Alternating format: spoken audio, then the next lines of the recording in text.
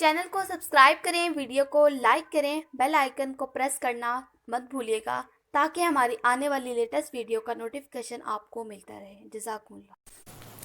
बिस्मिल्लाहिर्रहमानिर्रहीम। अस्सलामु अलैकुम वरहमतुल्लाहि वबरकातुहू। नाज़रीन, कैसे हैं आप? उम्मीद करता हूँ अल्लाह पाक के फजलो करम से आप सब खैरियत से होंगे। नाज़रीन, कुरान करीम की एक एक आयत अपने अंदर इल्म और हिकमत के बेशबहा ख़जाने समोए हुए हैं और अकाबरीन से कुरानी आयात के ज़रिए कई अमलियात मंसूब हैं जिन पर अमल करके लोग सदियों से फ़ायदा उठा रहे हैं। कुरान पाक में अल्लाह पाक फरमाता है कि हमने इस कुरान पाक को शिफा बना के उतारा है। ये दिलों के रोग और बीमारियों को दूर कर देने वाली किताब है।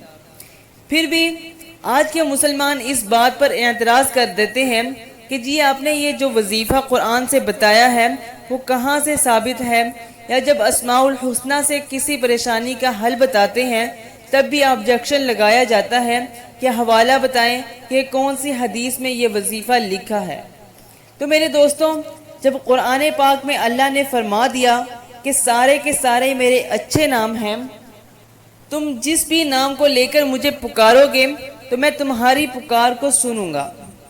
वैसे तो हम अल्लाह पाक को उसके किसी भी नाम से किसी भी वक़्त किसी भी घड़ी में पुकार कर अपनी हाजत का जिक्र कर सकते हैं, अपनी बेचैनी और इज़्तिराब का इजहार कर सकते हैं। लेकिन चूँकि हमारे सल्फ़ सालिहीन साहिब इल्म होते हैं तो वो अल्लाह के तमाम नामों के मतालिब और फ़यूज़ से बखूबी वाकिफ़ होते हैं। वो अहसन तरीके से सजेस्ट कर सकते हैं कि कौन सा अल्लाह पाक का इसमें मुबारक कौन कौन से मानी समेटे हुए हैं और इसी हिसाब से उसे किस किस हाजत के लिए कब और कैसे पढ़ने से अल्लाह पाक का कुर्ब हासिल करके हम मुनाजात को मकबूल बना सकते हैं। जिनमें से बहुत से अज़कार उनके अपने मामूलात का हिस्सा होते हैं, एक तरतीब से वो उन पर अमल कर रहे होते हैं। बाद अज़कार पे वो ताउम्र कारबंद रहते हैं और बाद अज़कार उन्होंने कुछ अरसा करने के बाद उनके फ़यूज़ और अच्छे नताइज हासिल किए होते हैं। इसीलिए हमारी वीडियोस में जो अज़कार अवामुन नास की भलाई और खैर ख्वाही के लिए ज़िक्र किए जाते हैं वो उन्हीं अकाबिरीन और आमिल हजरात से मनकूल होते हैं। इसके बावजूद भी अगर हमारे बाज़ भाइयों के एतराज़ बाकी हों तो वो कमेंट सेक्शन में लिख सकते हैं, उसका जवाब भी इंशाल्लाह अगली किसी वीडियो में दे दिया जाएगा ताकि तशक्की हो सके।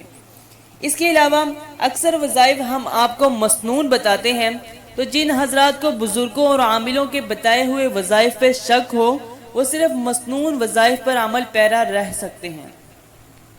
वैसे भी जो वज़ाइफ बुज़ुर्गों से साबित होते हैं हम नाउज़ बिल्लाह उनको सुन्नत थोड़ी कह रहे होते हैं या दीन का लाजमी हिस्सा थोड़ी बना रहे होते हैं।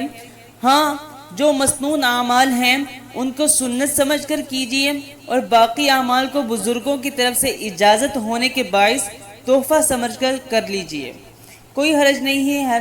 हरज उस वक़्त होगा जब हम किसी आमिल या बुज़ुर्ग के अमल को सुन्नत या वाजिब कह रहे होंगे या वो वजीफ़ा या अमल शिर्क व बिदअत वाला होगा। उम्मीद है कि आपको समझ आ गई होगी। अगर किसी भाई के फिर भी कोई एतराज़ है तो वो कमेंट सेक्शन में कमेंट करके पूछ सकता है। इसके साथ ही मुझे दीजिए इजाज़त। अपना रखिए ढेर सारा ख्याल। अल्लाह हाफिज़ फ़ी अमानिल्लाह।